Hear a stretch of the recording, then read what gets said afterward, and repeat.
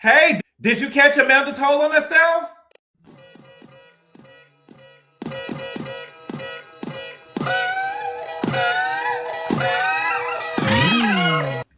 What's good, everybody? Thank you all so much for clicking on the video. I really appreciate it. We are here today to talk about the Real Housewives of Beverly Hills, season 15, episode 7, and the name of the episode is called Headlines and Heartbreaks.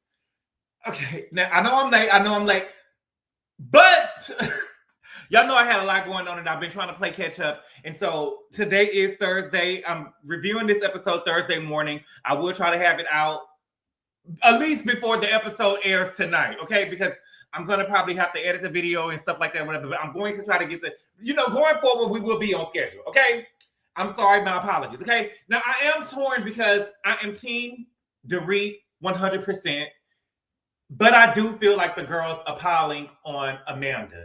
I'm sorry. I have to be honest about it. She looks like she can handle herself. I could be wrong, but Amanda gives me a girl who can really handle the girls and get the girls up off her back. But see, I could be wrong because I was wrong with Angel over on the Real Housewives of Potomac. I thought that she gave me a girl who wouldn't get chin checked, but we've seen her crying all season. And crying don't mean that you're weak and you can't get nobody up off you, but listen, girl, we got to be real. Angel is just not fit. She just wasn't fit. You know what I'm saying? And so I could be wrong. But Amanda gives me that she got a little spunk in her. She gives me that she got a little fight in her. So let's go ahead and get into the episode, okay? So the episode started off with Erika Jane. Erika Jane is hosting Rachel Zoe at her house. And Rachel Zoe shares with us that she likes Erika Jane because she has balls. And Rachel, you're definitely correct with that with Erika Jane. I like to call Erika Jane Erica Blanco, off of Griselda Blanco because Erika do got balls. Or what? Seriously. Or what? And Rachel feels like that she doesn't really have balls like that, and that's what she loves about Erika. They ended up talking about the night before with Amanda saying it was the anniversary of her twin son's death. Both of the ladies said that they were shocked, and they don't know how Dorit is going to fix that. To me, I don't know how Rachel is going to fix it. Because I would think that she would be called out for having horrible etiquette. Again, to me, Rachel should have seen Amanda to the door when she got up to leave. That's rude. I was raised, and that's just how I feel. Rachel brings up when they were in Sedona and she was in the car with Erika and Amanda was taking business calls. Rachel shares that she was loud and she was annoying. But my thing with you, Rachel, is that you didn't say that in the moment. Oh, I see fun. Rachel, don't piss me off. Don't piss me off. Because just last review, I was liking you on the show. I said that I like you on the show. But I feel now Rachel is about to start campaigning to be the favorite new girl on the show. And I don't like it. Or talking shit about Amanda to win favor amongst the other girls. Because the truth of the matter is they all do annoying shit, especially Sutton.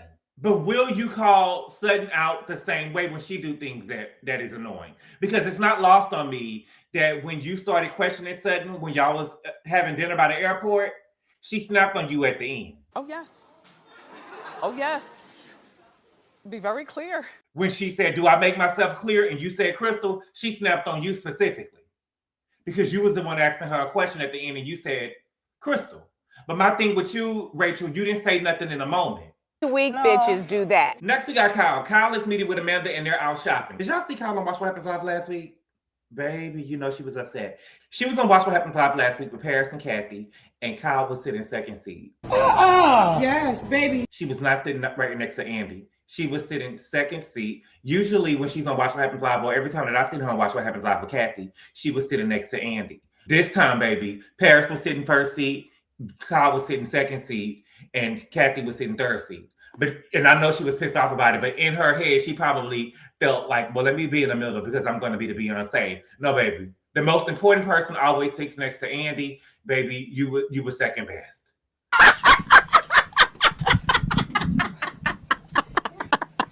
Amanda shares that Rachel party took a toll on her. She said that Dorit was acting aggressive and she feels that she was verbally accosted by Dorit. Girl. She says that it doesn't matter whether it was the anniversary of her son's death or not.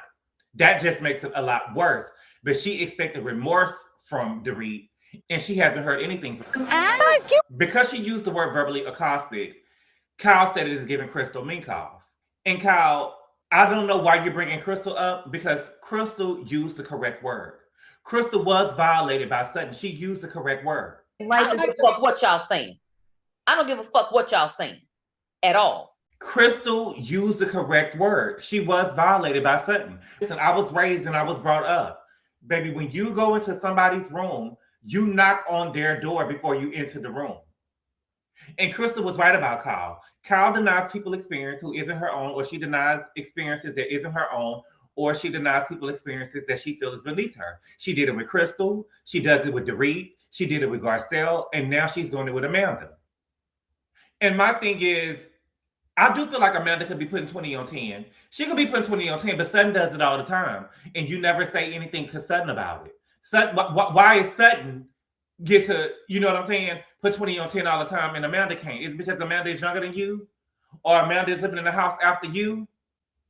I don't like that. Kyle be pissing me off with that shit, but we're going to talk about it. Amanda feels that Dorit disrespected her and her son. In some ways. Now, Amanda, that is a lot. But if I'm Amanda and I'm being honest with you, I will feel the same way. I will feel like that me and my son was disrespected too. I can be a little extra. You know what I'm saying? I can be a little extra, but you can't tell me how to feel about my child. But the truth of the matter is, though, feelings aren't reality. Message. And I had to understand that. Amanda says that she told Dorit it was the anniversary of her son's death. Those are words that are supposed to stop anyone in their tracks, but she kept going. Bingo. Bingo. Which is why you said it. You said those words to stop Dorit in her tracks. You said those words to deflect. Now, the truth of the matter is, you had multiple conversations about Dorit, and you didn't remember exactly what you said, so you used your dead baby to deflect. There's a special place in hell for a bitch like you. A special place. That's what you did. She kept going, sure, but so did you when it came to Sutton and Ivy.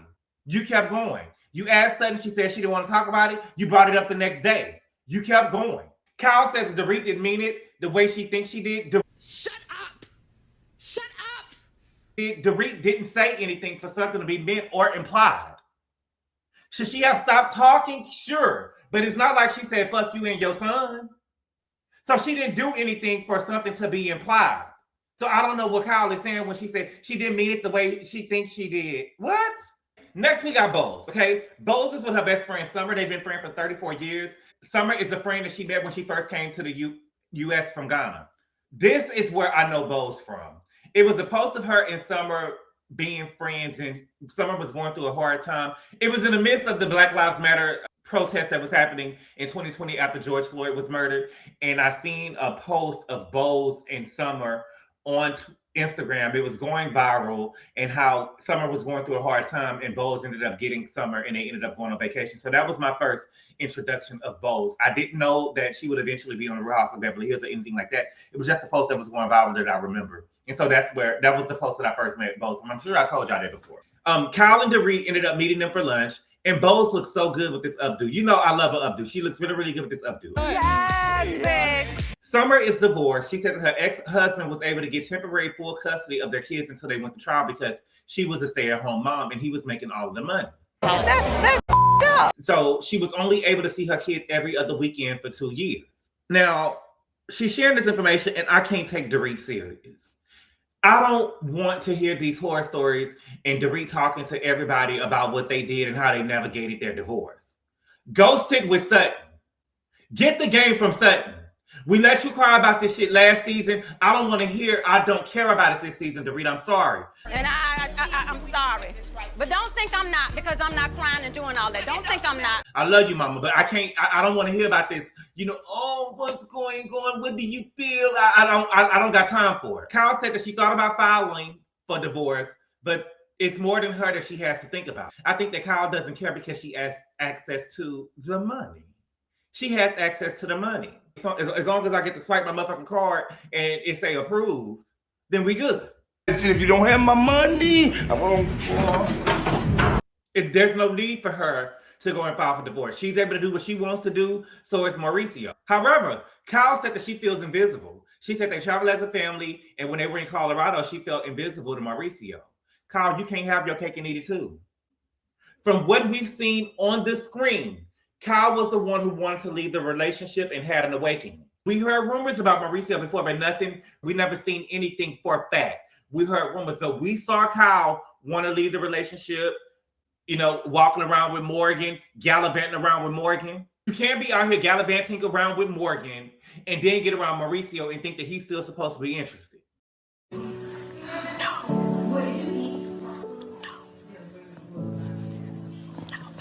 What Kyle is giving me is that when she was in Colorado with Mauricio, she expected Mauricio to still be flirting with her, tapping her on the ass and shit. You get what I'm saying? He don't even know if you like dick no more. What about your lesbian relationship, bitch?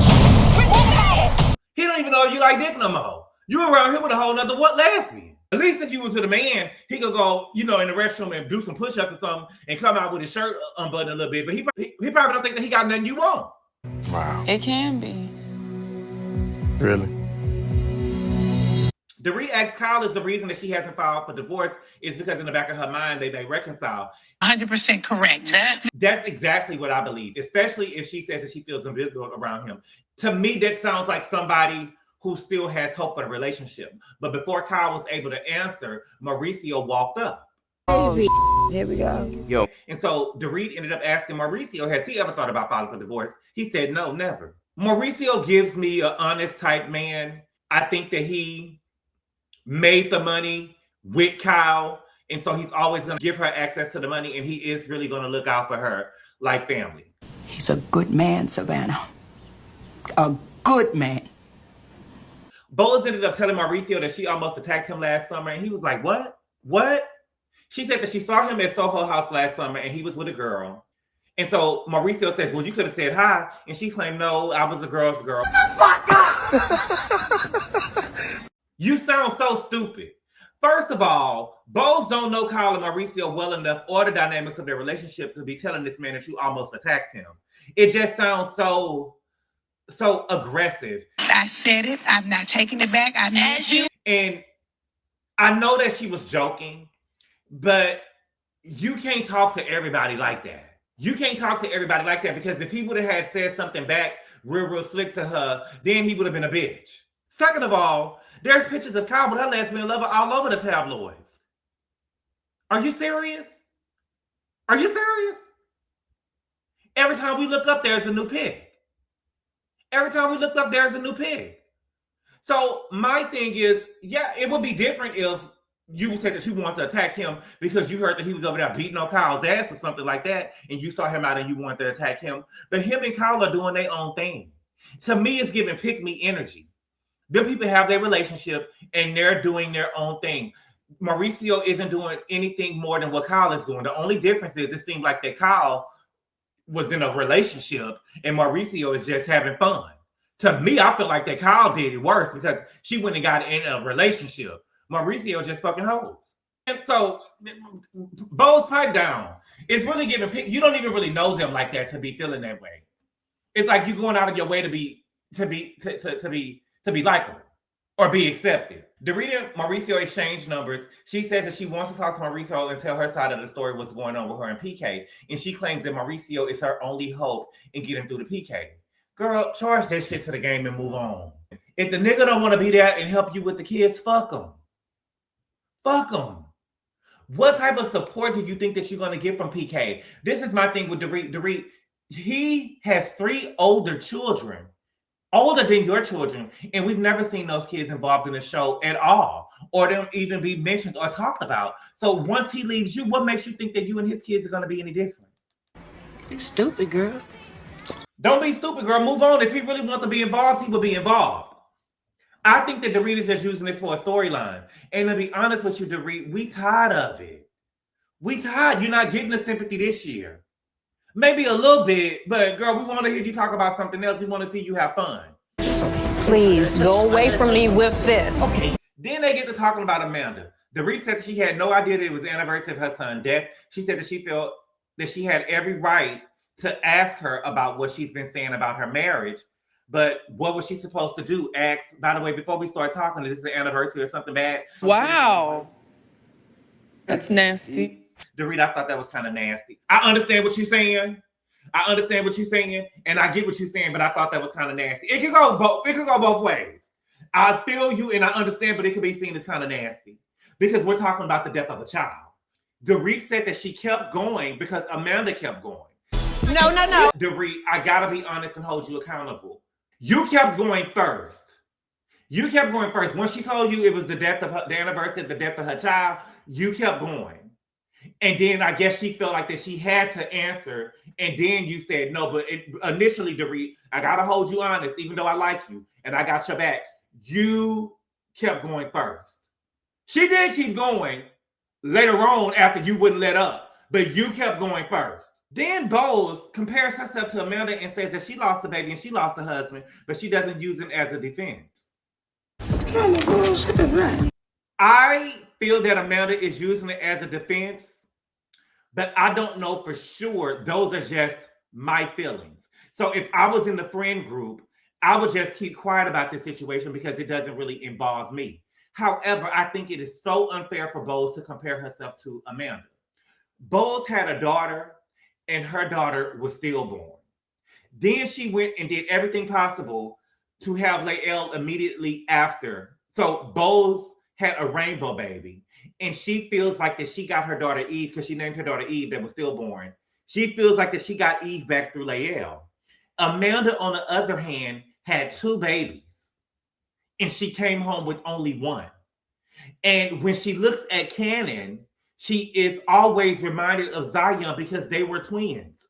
And that is traumatizing. People have to go to therapy for stuff like that. They do. And also, Amanda just lost her baby 3 years ago, so it's still new. Bose's daughter has been gone for at least over 16 years because Lael is 16 years old. So I do think that there needs to be some room and time given to her to grieve. I mean, the baby is only 3. I could see if the baby was, if it was like 9 years later or 10 years later. I'm not saying that she'll be 100% healed, but I'm saying, over time, she may heal more. I don't think it'll ever 100% go away, but 3 years is still fresh. 3 years is still fresh. Cannon is probably just walking and talking, you know what I'm saying? Making full sentences and stuff.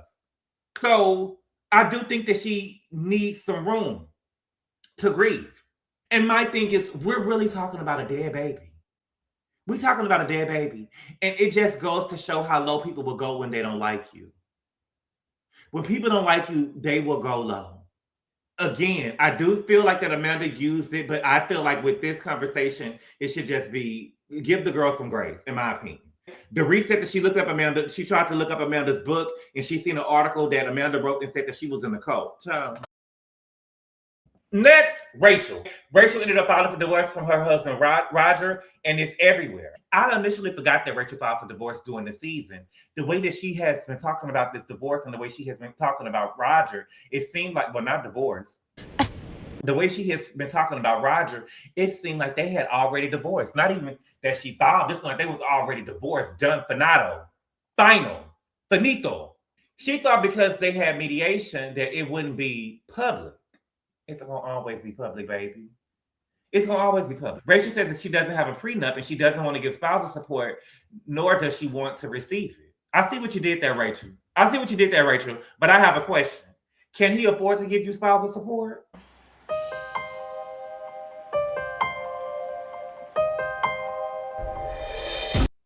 I doubt it. And it's sad to say, but I feel like he would try to get spousal support from you just like Saul did from Candy. I do. He was with you for over half of your life, and I can see that being granted. Are you okay?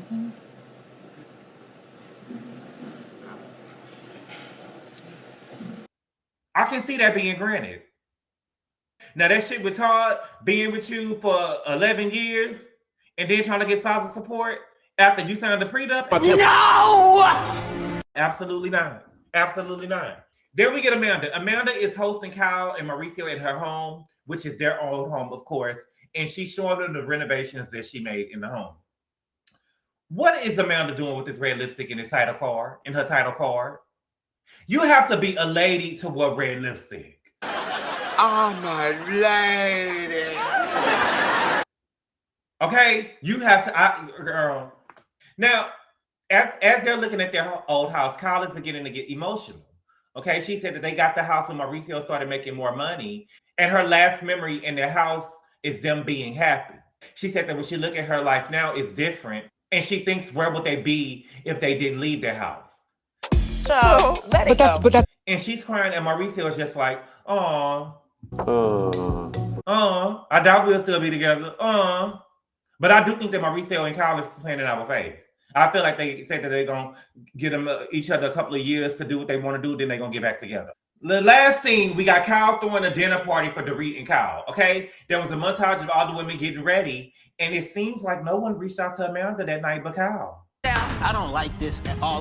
Again, Amanda may be annoying. Amanda may have been using the situation or using the anniversary of her son's death as a defense. But where is the humanity? Where is the grace? We're talking about a dead child. This woman lost a child. Nobody could have reached out to this girl. I don't like that. And when shit like that happens to people on shows and stuff like that, that made me start going up for them. Amanda is talking to Eddie, and she says that she thinks it's inappropriate to go to someone's birthday dinner and set a boundary with them. Eddie tells her Dorit has to talk about it, let it rip. It seems like Amanda is the one who has to talk about it because every time we see Amanda, she's still talking about it. The girls arrive and we get some glam. Erika is best dressed hands down. Of course, she's the birthday girl, and she's wearing the updo. Amanda lets us know that she bought Kyle's old house by herself. Of course you did. Of course you did. You already told us that it takes Eddie all year to make what you make in a month, remember? So of course you bought the house by yourself. I know that Amanda watched this show before she appeared on it. And so she has to know that we, the Bravo fan base, are about to look at Eddie like he's an ain't shit nigga. They gon' fuck you up. Why would you set him up like that? That is nobody's business. We would have, ain't he a security guard or something like that? Or a construction worker, a security guard at a construction site? I don't know what he do. But we would have just assumed that he did something. We don't know what Keely do. We just would have assumed that he did something that was upstanding. But you just letting us know that you married to a nothing ass nigga. And you said that he was cute. I don't really see all of that. I don't know. Okay, help me understand, what did you manifest so I could never do it? Hell no. Because every time you talk about Eddie, everything I hear about Eddie is giving red flags. And you said that you manifested this man. You are the worst manifester I ever seen. You're fraud! You're fraud! She says that they did the renovations together. Girl, what type of renovations can Eddie afford on their home? What you gonna do with your broke ass? What type of renovations can Eddie afford on that $1 million home? Multi-million-dollar home. Now, we talked about the best dress at the dinner party. Let's get into the worst dress. Baby, Dorit walked up, and oh, how the mighty have fallen. Oh, how the mighty have fallen. Dorit used to be a it girl. Baby, Dorit walked into her own birthday party looking like an old maid. I remember Mama used to be it. I remember they used to show up for scenes. The girls would be ready to film, and Dorit would take all day to come downstairs and film with them because she was still getting pictures taken for her Instagram by herself. You didn't know, bitch? You didn't know? Now Mama ain't got a name brand nothing. You can't do that. And I'm not saying that you got to have a name brand to be fab, but I just feel like every time I look at Dorit, I could see that she smoked with cigarettes. Oh my God. I could just see that she smoked with cigarettes, and it doesn't seem like she know how to put that shit on no more. She don't know how to put that shit on no more. She don't. Dorit, baby, give up that house. That's your biggest bill. File for bankruptcy, girl, give up that house, and she's just looking old and haggard, baby. I'm sorry. You do, Mama. You going through it. When she walked in, her and Rachel shared hugs, and Rachel shares with Dorit that she wasn't hiding her divorce from anybody. She said there's not a fiber in her body that wants to be with Roger. She said that she didn't file earlier because she was looking at the logistics of her new life, i.e. she was hiding money. No. Oh yes. No. Oh yes. Oh yes. Oh yes. She said that she's good, but she does grieve the relationship that she had for half of her life. Remember, she was with Roger for 33 years. Dorit isn't buying it, okay? Now, the way that Rachel has been talking all season, again, I thought that they was already divorced. So I'm buying it. She gives me that I'm done. Rachel gives me, I'm done. She hitting all the talking points to let me know that she's done. I'm buying it. The thing is, Dorit, you ain't done. You think that Dorit's still gonna come over here and take care of you, and you about to be the Beverly Hills Barbie again, baby. And that's over with, baby. You're gonna have to get out there and work. Then we get Ho Natalie. Remember they call her Ho Natalie? Baby, I think that the name is fitting. Ho Natalie tells us that she went to Europe and she got a massage by the hottest masseuse that she's ever seen. She said the massage got intimate and she came.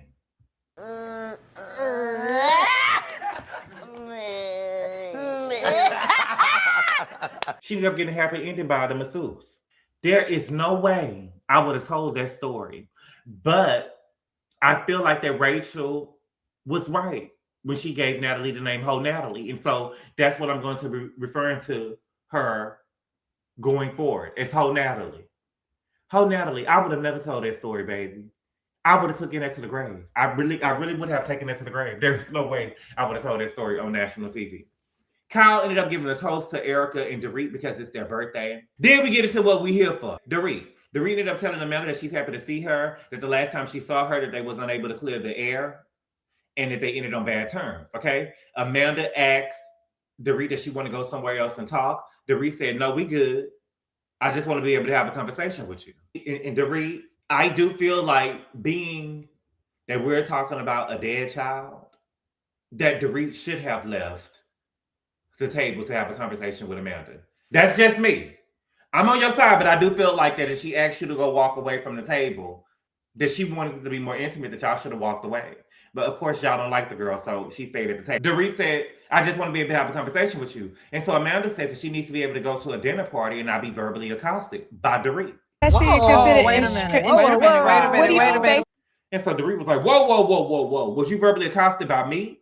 And Amanda says that's how I experienced it. But that doesn't make it a fact, baby. That doesn't make it a fact, baby. You may feel like you were verbally accosted, but you weren't. To be verbally accosted, someone has to be using harsh or hostile words, yelling insults and threats, and being talked to in a way that is intimidating. And Dorit didn't do any of that. Like what? Like, that's the reason why. She didn't do any of that. You may feel that way, but she didn't do any of that. And that pretty much was the episode.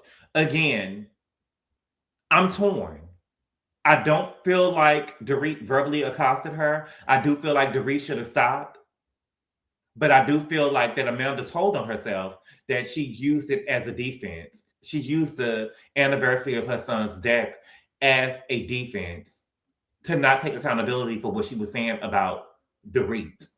But being that it's only 3 years after her son's death, I do think that she probably was really going through something. And we're talking about the death of a child. We're not talking about a dog. And some people love their dogs like they love their children. You get what I'm saying? We're talking about a child whose twin brother is still here. So I do think that she still is grieving. And do y'all think any of the girls should have reached out to Amanda? Because I do. And I do not like the fact that none of them reached out to her. I don't give a damn what she did. She lost a child. And y'all learned that it was the anniversary of her son's death, that nobody reached out to her. I do not like that. These bitches trying to child boo. But thank y'all so much for clicking on the video, y'all. I really appreciate the love and support. And I will see y'all later on today. Adios.